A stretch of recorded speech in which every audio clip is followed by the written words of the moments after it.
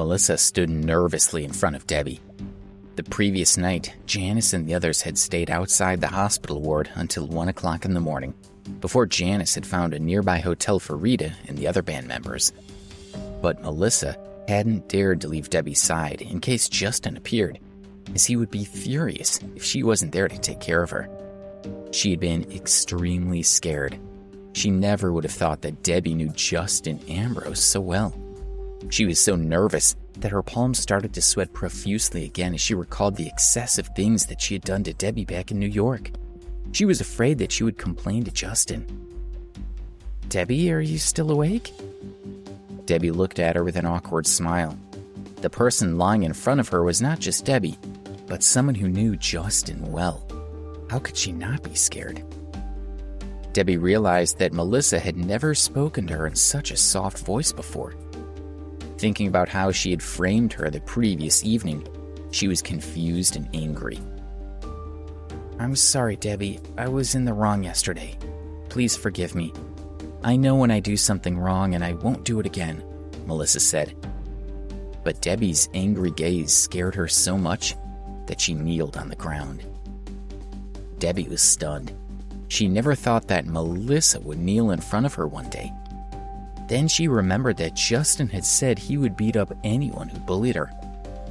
Did Justin slap you in the face? Only then did she notice that Melissa's face was swollen. There were still bruises on the corner of her mouth. Melissa used her hand to cover up the bruises, and tears started flowing down her cheeks.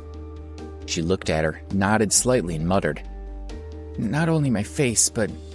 As she stood up, she turned around and... At first, Debbie didn't know what she was going to do.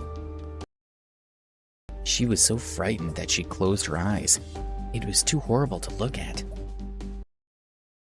"My boyfriend, Charlie Mason, doesn't want me anymore. I've already been punished enough. Please forgive me?" "All right, I'll forgive you," Debbie whispered.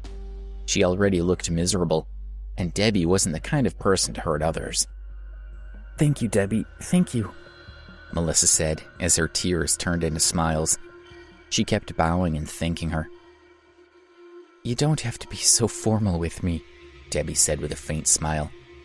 "How are your injuries? Did you let the doctor see them?" "It's fine, don't worry about me. You're the most important thing right now. Do you want a drink of water? Do you feel hot? How about I buy you a couple of buns to eat?" Melissa treated her well due to her connection with Justin. "Don't fuss over me. I'm okay now. Just sit down. I don't need you to take care of me," she said as she realized that Melissa was being quite cute. "All right, thank you." Melissa was tired after a sleepless night. She leaned against the windowsill and fell asleep. Debbie picked up her phone, found Alex's number, and called him. She missed him. Right now, she wanted to hear his voice. Beep, beep. The sound of a busy signal came over the phone. The previous night back in New York, Susan was the only one who had not been drunk. She had called a few classmates, and then she had sent Alex and the others back to their dorm. At that moment, 4 people from his dorm were still lying on their beds snoring. Alex's phone was in his pocket, but he couldn't feel it vibrating. "Hello, the user you have dialed is temporarily unable to answer the phone," a digital voice said. Debbie felt slightly disappointed. When she needed him the most, she couldn't reach him. "Maybe he's busy?" she thought as she put her phone down on the cabinet beside her. A nurse appeared to check on Debbie's condition. "You're recovering very well. There aren't any symptoms. You'll be able to go home and rest after a week," the nurse said with a smile after checking her over. "Great." Melissa looked at her and nodded with a smile. The nurse gave Debbie some water to drink and reminded her, "Right now you're still receiving antibiotics, glucose, etc. You may be feeling more tired than usual. Don't worry, as that's a normal reaction to your treatment. You should get plenty of rest and switch off your phone. That way it'll be quieter when you sleep." "Don't worry, I'll take good care of her," Melissa reassured the nurse. After saying that, the nurse picked up the report and record book and left. Debbie, listen to the nurse and get a good night's sleep.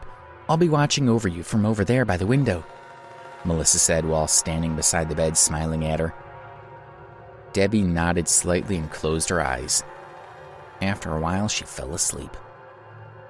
Melissa was about to rest by the windowsill when Debbie's phone rang from its spot on the cabinet. Only then did Melissa remember that the nurse had told Debbie to turn it off. She picked up the phone and was about to turn it off, but she casually swiped it. The phone didn't have a locked screen, so she opened it easily. When she saw the call log, she found that Debbie had just called Alex, but she hadn't been able to get through. Her mind started whirling. Debbie knew Justin, and Alex was Debbie's boyfriend. They both had the last name of Ambrose. Melissa suddenly realized that Alex was Justin's brother. Previously, she had been worried about what Justin would do to her, but she hadn't even thought about such a simple connection to Alex. She looked again at the phone, then she looked at Debbie, who was sleeping soundly on the bed. A trace of craftiness appeared in Melissa's eyes, and she came up with an idea. She took out her phone and turned her back to Debbie in case she happened to wake up. Then she started doing something with the two phones. Alex woke up in a daze. As usual, he picked up his phone and checked the time. It was already 9:30 in the morning, and his head was still dizzy. With another glance, he saw that there were 4 missed calls. He opened them and saw that Debbie and Justin had called. He halfway sobered up at the sight of Debbie's name and called her right away. Alex. His name appeared on the screen. Melissa was shocked and muted the phone. She kept the phone on until the name disappeared. "What's going on?" Alex wondered. "Why isn't she answering my call?" He was about to try again when a text message appeared. "I'm busy right now, so I'll call you later." He stopped when he saw the message. He imagined there were still a lot of things she needed to do for the Chicago talent show. Why did Justin think of calling me? He thought for a while and called him back. Justin's phone lit up under the artificial lake where he had thrown it in anger the day before. Of course, no one would be able to pick it up. Alex tried 3 times, but nobody answered. Although he was a little suspicious, he had no other choice but to give it up. This must have gone crazy somewhere again, he thought. He put his phone in his pocket and went to the bathroom to wash up. His head still felt dizzy after drinking all night, even though he had splashed cold water on his face. He walked out of the dorm and decided to have a bite to eat on the street to help clear his head. Walking from the dorm to the campus gate and breathing in the fresh air, he started feeling a bit better. "Hello, Alex." A beautiful lady walked over as he was about to step out of the gate. It was Kelly Phillips. She waved at him with a sweet smile. Looking at Kelly, his heart moved. He realized that he was happy to see her again. This was not a good sign. He subconsciously reminded himself to keep his distance from her. She walked toward him and smiled. "Hello." He greeted her distantly with a slight nod and continued to walk, which made her feel a bit embarrassed. "Alex," she called after him, but he didn't even turn his head. She sighed softly, took 2 steps forward and followed behind him. "Wait for me." She increased her pace to keep up with him. She looked at him and tried to get closer. She asked, "Have you eaten? What are you planning to do?" "No, let's eat," he said, but he didn't even look at her as he walked forward. Why is he so cold, really, she thought. But she was happy that at least he had agreed. However, with her intelligence, she could see that he was intentionally staying distant from her. Why did he want to do that? Because he had already sensed that if she continued to interact with him, she might fall in love with him.